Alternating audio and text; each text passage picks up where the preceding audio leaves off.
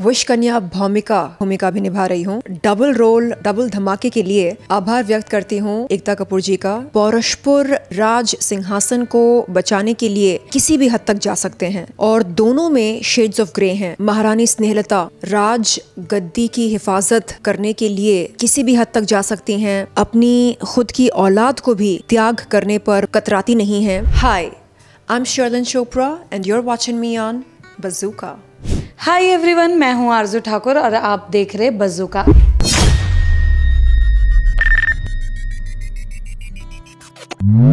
आज हमारे साथ है, आप भी जानते उन्हें कहीं ना कहीं बहुत ज़्यादा प्यार मिला है, तो कहीं ना कहीं नेगेटिव कमेंट्स भी मिले, बट क्या कहे, अभी सबके दिलों पे छा रहे शर्लिन चोपड़ा। अभी तो अल्ट के साथ नज़र आने वाले जल्दी।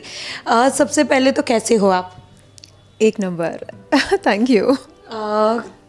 क्या कहना चाहोगे अल्ट में जल्दी ही नज़र आने वाला, अल्ट के साथ काम करके कैसा लगा आपको?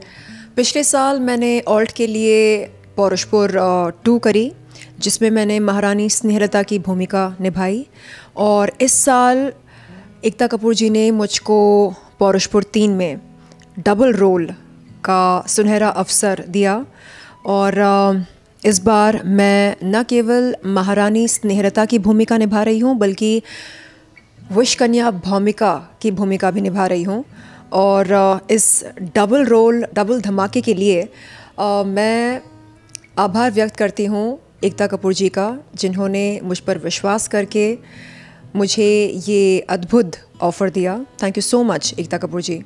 सबसे पहले तो ये जानना चाहेंगे, जिस तरीके से हमें पता है कि 2 किरदार है आपके, कितना डिफ़िकल्ट रहा? क्योंकि एक अगर पॉजिटिव है तो कहीं ना कहीं एक नेगेटिव भी दिखाया जा रहा है, तो क्या कहना चाहोगे? एक ही इंसान ने 2 किरदार को बहुत बेखूबी, बहुत ज़्यादा प्यार भी मिल रहा है, तो क्या कहना चाहोगे? जी, ये जो दोनों किरदार हैं, महारानी स्नेहलता और विश कन्या भूमिका, ये दोनों अपने आप में बहुत ज़्यादा सक्षम हैं, बहुत ताकतवर हैं, बहादुर हैं, निडर हैं, साहसी हैं, और ये पौरुषपुर के राज सिंहासन को बचाने के लिए किसी भी हद तक जा सकते हैं, और दोनों में शेड्स ऑफ ग्रे हैं। ना सिर्फ ब्लैक हैं या ना सिर्फ वाइट हैं, बल्कि शेड्स ऑफ ग्रे भरपूर हैं दोनों में। और मैं कहना चाहूँगी कि जहाँ महारानी स्नेहलता राज गद्दी की हिफाजत करने के लिए किसी भी हद तक जा सकती हैं, अपनी खुद की औलाद को भी त्याग करने पर वो कतराती नहीं हैं, वहीं हम देखते हैं कि विश कन्या भूमिका इतनी निडर हैं, इतनी बहादुर हैं, और वो पूरी तरह से जहरीली हैं। उनमें 1000 सांपों का विष भरा होता है, और अपनी चाल चलन से, अपनी सुंदरता से, और अपने मैं कहूँगी अपनी सडक्शन से वो दुश्मन को अपने काबू में कर लेती हैं, और पौरुषपुर के तमाम दुश्मनों का ख़ात्मा करना ही उनकी ज़िंदगी का एकमात्र मकसद होता है। अगर हम बात करें तो आप अपने लुक को लेकर कितना पसंद किए? क्योंकि आपका जो लुक है वो भी बहुत हटके, कहीं ना कहीं बहुत ज़्यादा ही अच्छा है, उसको लेकर क्या कहना चाहोगे? Thank you so much. मुझको ये बताया गया था कि ये जो 2 किरदार हैं, ये दोनों एकदम अलग लगने चाहिए पर्दे पर। दोनों के जो बिहेवियर पैटर्न्स होते हैं, जो नेचर होता है, वो अलग होता है, और एक एकदम महारानी की तरह अथॉरिटेटिव होती है, और दूसरी लड़ाकू होती है, और उसे बचपन से ये ट्रेनिंग दी जाती है कि उसका एक ही धर्म होता है ज़िंदगी में, और वो होता है पौरुषपुर के दुश्मनों का ख़ात्मा करना। और वो बहादुर, ताकतवर और साहसी होते हुए कहीं ना कहीं ख़ुद को तन्हा महसूस करती है, क्योंकि उसके दोस्त नहीं होते हैं। और हम देखते हैं कि कैसे उसे धीरे धीरे प्यार हो जाता है और क्या वो अपने प्यार को त्याग देती है अपने धर्म का पालन करने के लिए, ये आपको देखने को मिलेगा पौरुषपुर 3 में। वेल कहीं ना कहीं बोल्ड सीन्स भी बहुत ज़्यादा दिखने आए, पर क्या कहना चाहोगे, जब ये स्क्रिप्ट आया था क्या सोचा था सबसे पहले? देखिए, अगर इंटीमेसी को एक कविता के रूप में या पोएट्री के रूप में दर्शाया जाता है तो वो बहुत ही खूबसूरत लगता है, और बिल्कुल वैसा ही हमारे साथ हुआ। सेट पर जब जब हमने बोल्ड या इंटीमेट सीन्स किए, वहाँ पर हमने देखा कि महिला असिस्टेंट डायरेक्टर्स और महिला स्टाइलिस्ट्स मौजूद थे हमें कंफर्टेबल फील कराने के लिए, और माहौल एकदम सरल था, कोई कंपल्शन नहीं, कोई जजमेंट नहीं। तो ऐसे माहौल में ख़ुद को एक एक्टर के तौर पर पेश करना और बग़ैर किसी झिझक के अपने फीलिंग्स को इजहार करना मेरे ख़्याल से बहुत आसान हो जाता है। तो आप देख सकते हैं कि पौरुषपुर 3 में हमने जो बोल्ड इंटीमेट सीन्स किए हैं वो बहुत ही मैं कहूँगी बहुत ही एस्थेटिक लगते हैं। उनमें सरलता है, उनमें बहुत ही एक ये है, यानी आप कह सकते हैं कि just like poetry, just like कविता, वो भी बहुत ही सरल हैं। तो मेरे ख़्याल से ये प्लस पॉइंट है। और जब कभी आप एक साफ़ नीयत से, एक सच्ची नीयत से क्रिएटिविटी को पर्दे पर दर्शाना चाहते हैं तो आपकी वो साफ़ और सच्ची नीयत नज़र आती है। वेल ये तो हो गई हमारे ऑल्ट की बात, बट कहीं ना कहीं जैसे आपको पता है कि राखी एडमिट है, तो क्या कहना चाहोगे राखी के बारे में? जी, हमारे लड़ाई झगड़े तो होते रहते हैं। उन तमाम बातों को मैं इस समय दरकिनार करना चाहूँगी। आज मैं सिर्फ़ और सिर्फ एक ही प्रार्थना करती हूँ ईश्वर से कि जल्द से जल्द वो सेहतमंद हों और हंसते खेलते वापस हमारे बीच में आएँ और हमें हंसाएं, रुलाएं, ज़्यादा हंसाएं, कम रुलाएं। मैं चाहूँगी कि उनकी ज़िंदगी में ठहराव आए, ये जो उतार चढ़ाव हम देखते आ रहे हैं उनकी ज़िंदगी में, ये कम हो जाए, और मैं बस उनको ढेरों शुभकामनाएं देना चाहूँगी।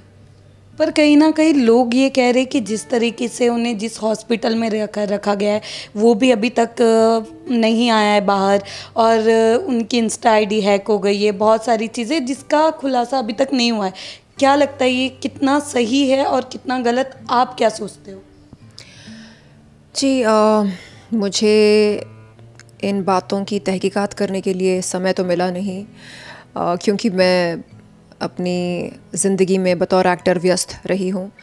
मैं नहीं जानती कि ये सब जो कहा जा रहा है ये सच है या नहीं, लेकिन अगर सच में वो बीमार हैं, सच में उनकी तबीयत ख़राब है, तो मैं चाहूँगी कि वो जल्द से जल्द सेहतमंद हों, ठीक हों, और उनकी जो बीमारी है वो जल्द से जल्द क्योर हो जाए और वो वापस हमारे बीच में आए। और अगर ऐसा नहीं है तो फिर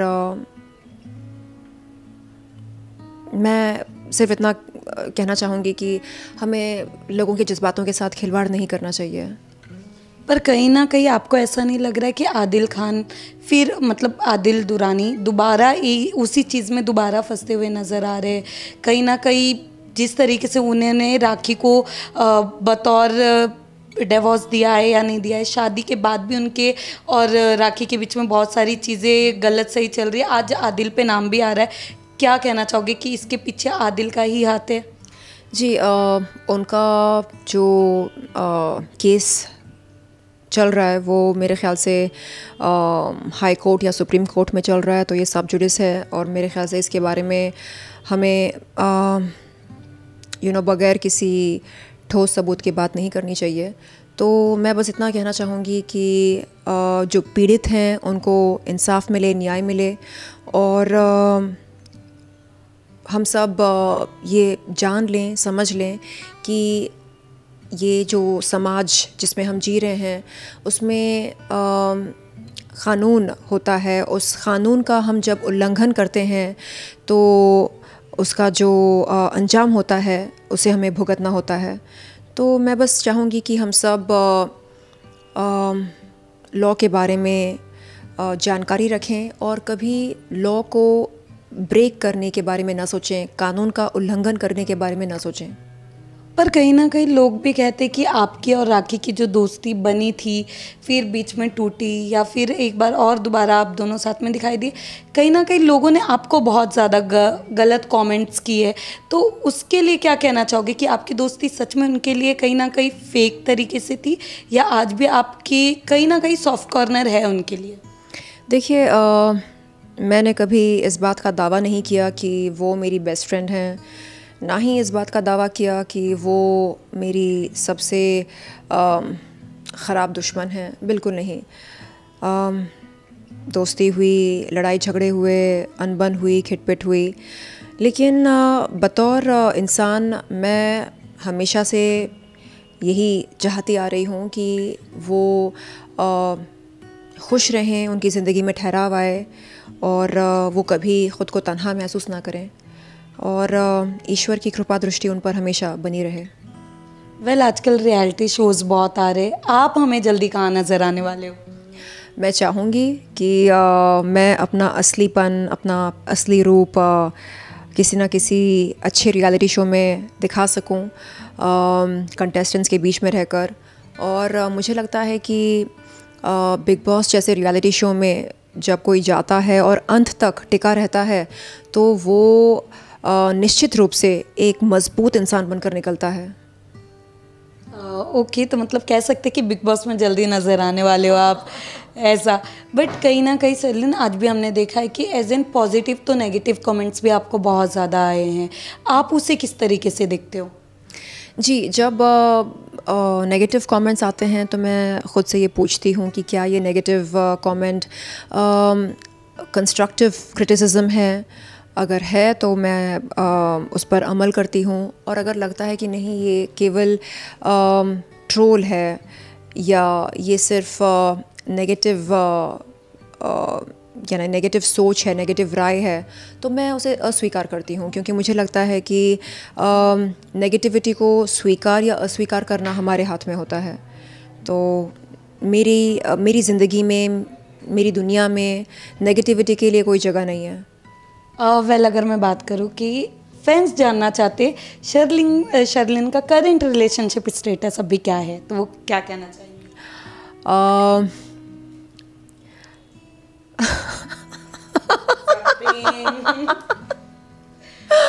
Well, I'm ready